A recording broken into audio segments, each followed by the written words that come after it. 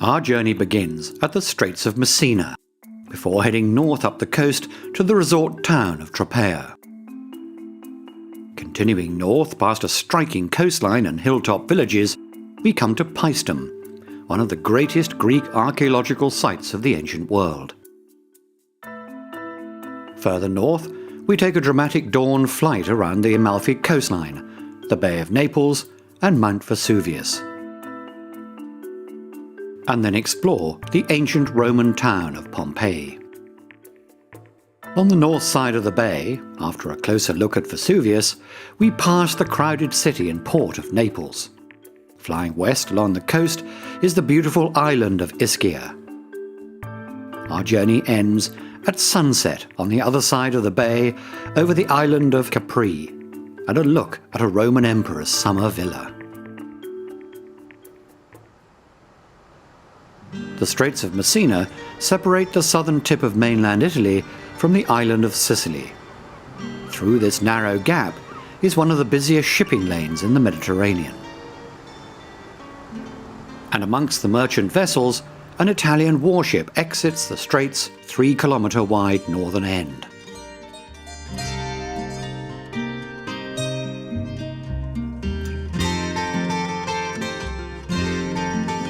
Across the bay is the white-grey granite peninsula of Cape Vaticano, and a favourite bathing place of local people.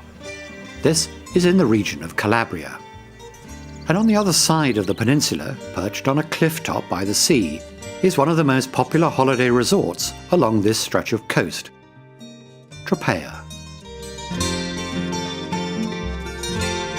The town has one of the best beaches in the area, and is one of the most fashionable holiday places in the region, attracting visitors from across northern Europe.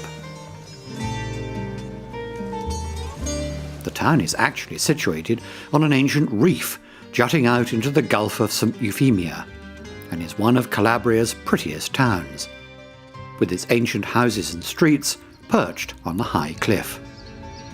But apart from being a popular resort, Tropea is also noted for growing the best red onions in Italy. And they are so famous that Cipolla di Tropea, Tropea onions, has become the Italian synonym for all red onions.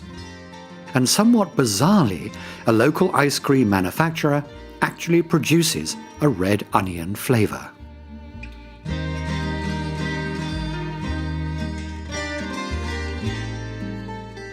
As we head north, we enter the Campania region of Italy, and a great deal of the coastline is now a national park as well as a UNESCO World Heritage Site.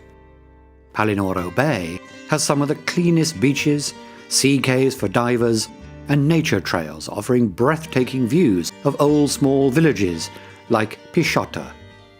Legend has it that descendants of the Trojans escaping from Troy founded a colony here.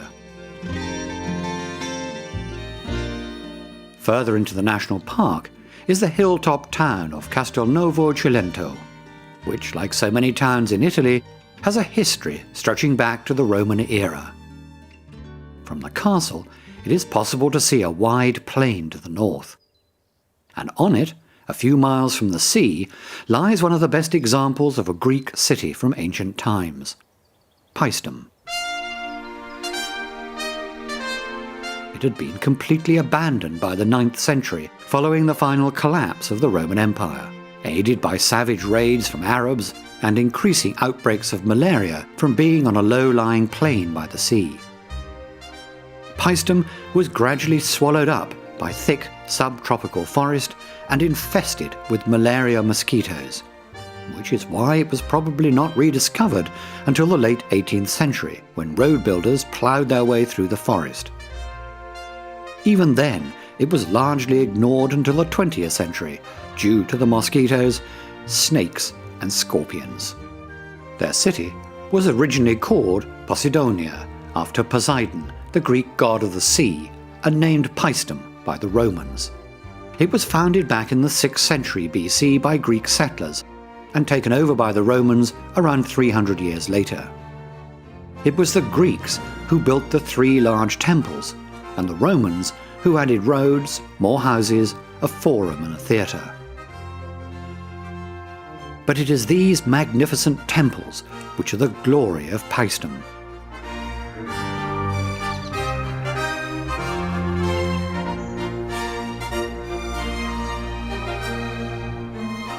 The most complete is the one dedicated to Neptune, the Roman god of the sea, and dates from about 450 BC. Almost everything remains intact except the roof and parts of the inner walls. The main outer columns are fluted in the Doric style of classical architecture. In the centre are two more rows of columns.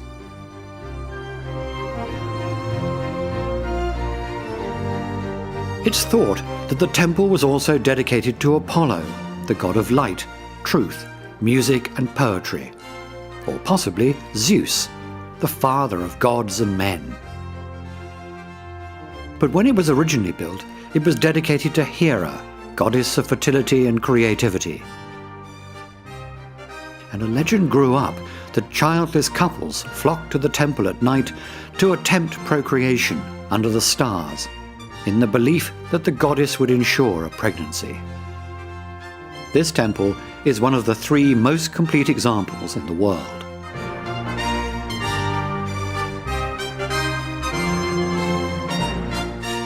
The oldest temple is close by, and in this case its dedication is certain, thanks to inscriptions to goddess Hera on some of the stones. An open-air altar was unearthed in front of the temple, where the faithful could witness rites and sacrifices without entering the inner chamber, which was for priests only. Paestum is off the beaten track, and is often fairly empty of visitors, but this remarkable survival of an ancient Greco-Romano city is well worth a visit for the opportunity it gives us to walk in the footsteps of the people who lived in these ancient civilizations. Paestum is now a UNESCO World Heritage Site. As we continue north up the coast, the clouds begin to gather over the mountains at the end of the day, and we just make the helipad in time before the weather closes in.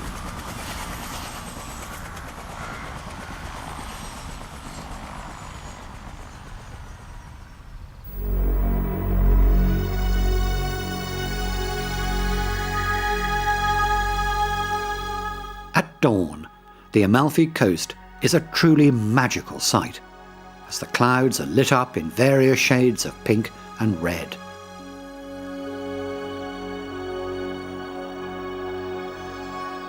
And overlooking the bay is the brooding presence of the well-known volcano Vesuvius, which dominates the landscape. Even at this time of the day, the ferries are busy carrying commuters across the bay to Naples in these high-speed boats. As the sun begins to rise in the east, these passengers will have to wait until it climbs above the volcano. And as dawn progresses, the colours change to golden as we climb to see the sun above Vesuvius. The present volcano is fairly young, and probably only 17,000 years old. It was created after a much larger volcano collapsed several thousand decades earlier. Over the last few centuries, it has erupted around 50 times, the last one being in 1944. This left a crater with a rim of 1.6 kilometers and a 300-meter drop to the bottom.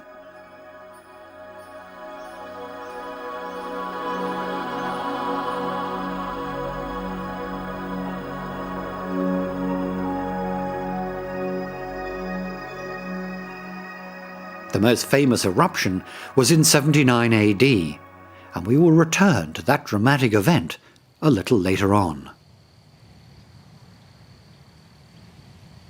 Meanwhile, we head back towards the Amalfi coastline, where the mountains catch the early morning sun and clouds continue forming along the high cliffs.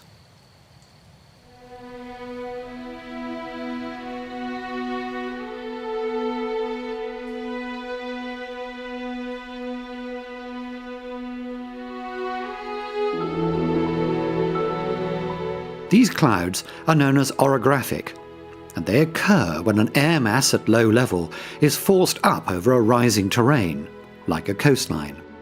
As the air rises, it cools, and the relative humidity can become 100%, and at that point, clouds form, streaming back over the high ground.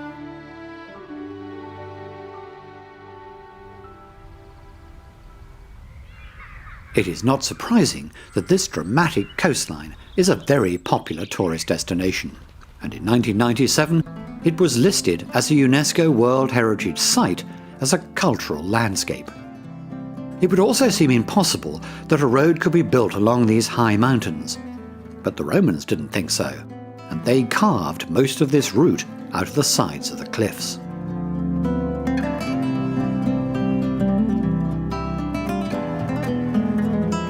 The road has since been widened to accommodate 2 lanes and follows the coast for about 80 kilometers.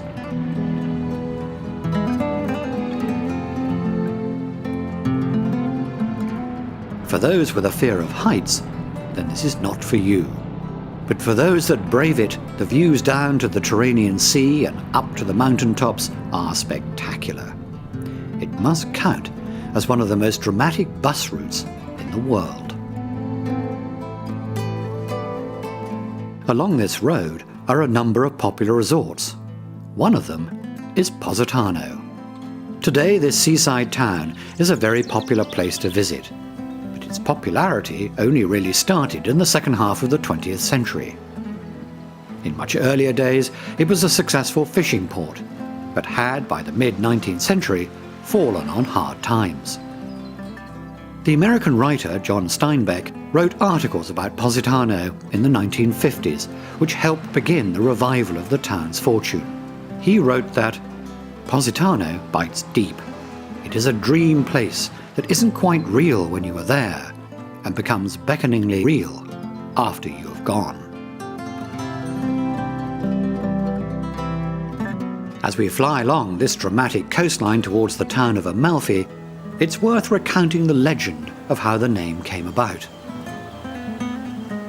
It involves Hercules, son of Zeus, who fell in love with a beautiful nymph.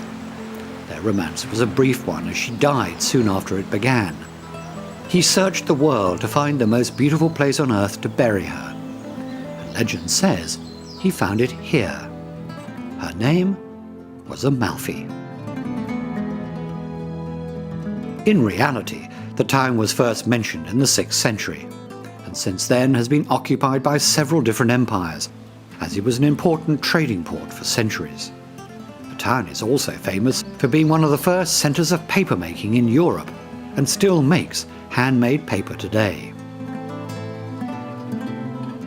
In the 1920s and 30s, Amalfi saw the arrival of tourists, and in particular rich British aristocrats, who put the town on the map.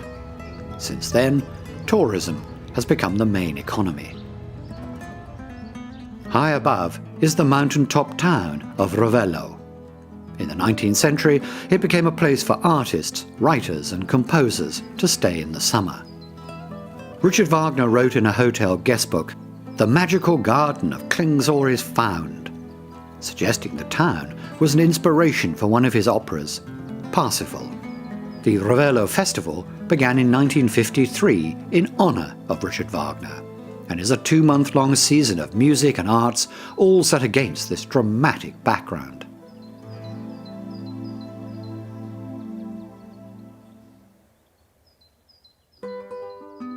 In the steep-sided valleys, lemon trees grow on terraces, which are used in one of the most famous products from the Amalfi region, limoncello. This lemon liqueur is made from the zest of Susato Amalfitano lemons, which are steeped in grain alcohol until the oil is released. It is one of the most popular liqueurs in Italy, and increasingly around the world.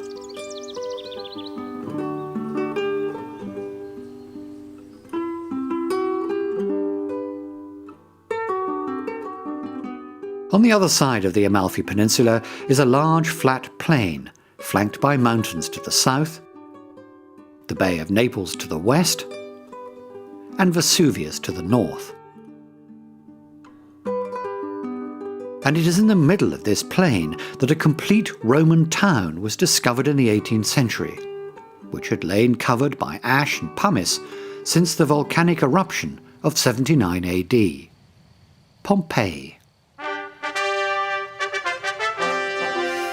However tragic the event, it was Vesuvius that preserved Pompeii for future generations, when the volcano unleashed its awesome power and effectively hid the town for around 1700 years. The loss of life was terrible, but it is now thought that most of the deaths were not caused by the ash cloud and suffocation, but by the wave of intense heat of at least 250 degrees centigrade, which swept across the city, causing instant death.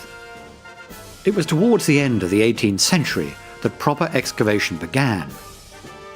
And as the city slowly began to reveal itself, people realized they were able to walk through an almost complete Roman town, with paved streets, shops, houses and theatres. The original decoration was still on the walls, and this, along with household objects, had an enormous impact on 18th and early 19th century neoclassical styles across the Western world.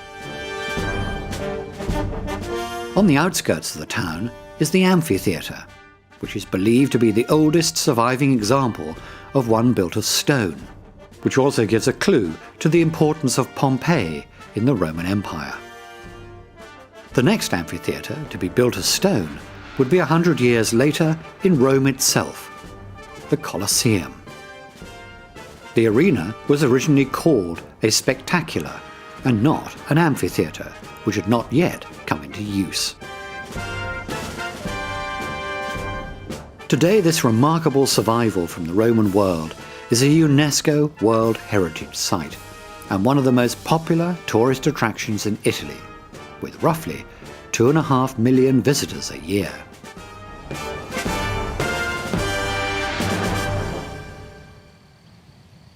The volcanic eruption in 79 AD also caused the land to rise and created a new coastline. The ash and pumice covered a wide area, including what was then the seaside town of Herculaneum. This was actually discovered before Pompeii, with excavation beginning in 1738. But it was difficult to unearth due to the built-up area, and when Pompeii was discovered, which was easier to work on, Herculaneum took a back seat. This was a wealthier town than Pompeii, and when the houses began to be revealed, an enormous number of artifacts were found, and the Roman wall decoration in some of the houses was virtually intact. Up to that point in history, no one had any idea what it truly looked like. So, as with Pompeii, drawings were made of the walls and then published in book form. The style quickly spread across Western Europe. Herculaneum is often overlooked by visitors, with most of them going to the much larger Pompeii. But this site is less crowded and in many ways more manageable to walk around. So much more of this ancient town now lies under modern buildings, including the Forum. Perhaps they will remain hidden, never to be revealed again. What can't be overlooked by visitors is Vesuvius itself, and almost every day of the year, coaches and cars climb the northern slope, delivering thousands of people who want to experience a volcano up close. Just inside the much older crater ring of Monte Somma is a dried-up lava flow, which is a reminder to everyone visiting that Vesuvius is considered one of the most active volcanoes on Earth. And many experts believe it is not a question of if it erupts again, but when. The Italian government have plans to evacuate at least 600,000 people if Vesuvius starts to give warning signs of a major eruption. But until then, it remains a huge draw for visitors, and those people with stamina can walk up a steep path to the crater's edge.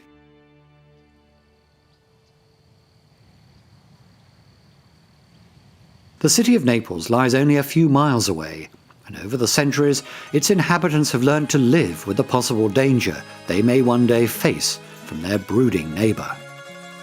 Naples is the third largest city in Italy after Rome and Milan, and is one of the oldest continuously inhabited cities in the world, going back to around 700 BC. Before the unification of Italy in 1861, the city was the capital of the Kingdom of Naples, and as a result, it has some fine historic buildings.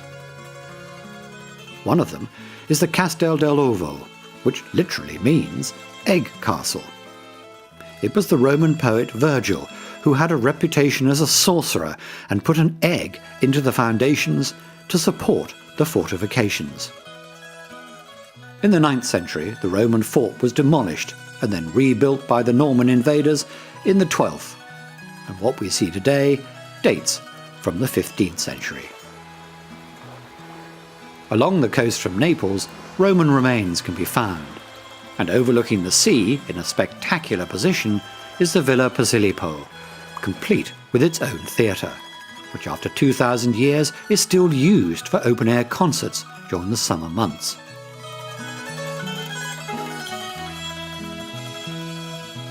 Off the coast are a number of volcanic islands, including Procida.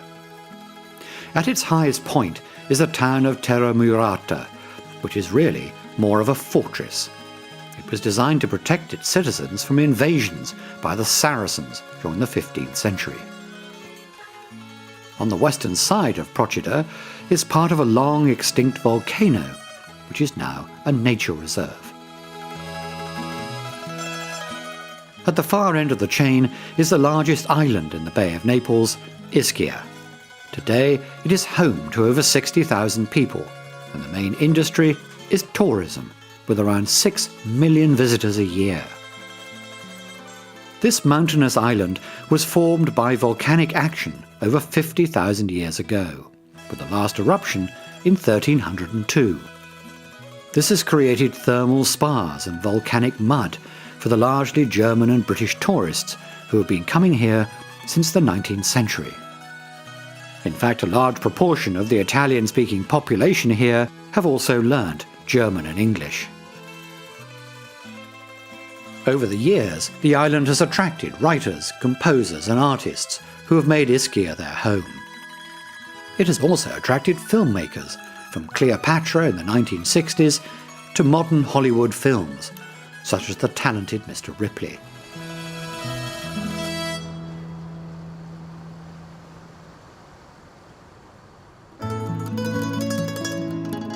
Perhaps the most beautiful island in the Bay of Naples, especially at sunset, is on the south side, Capri.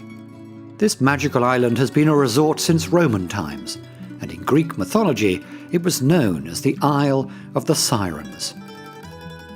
Like so many resorts in the area, it was the 19th century that saw the arrival of tourism, and Capri attracted the rich and famous, as it still does today, with many well-known figures owning villas on the island.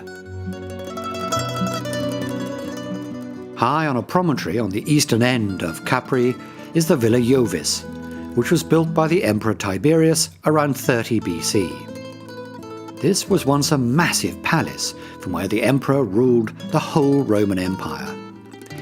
He moved here from Rome as he feared assassination from his political rivals. It was said by later Roman historians that Tiberius engaged in wild debauchery here and even had a place on the cliff where disobedient slaves and unwanted guests were hurled from the top to die on the rocks below.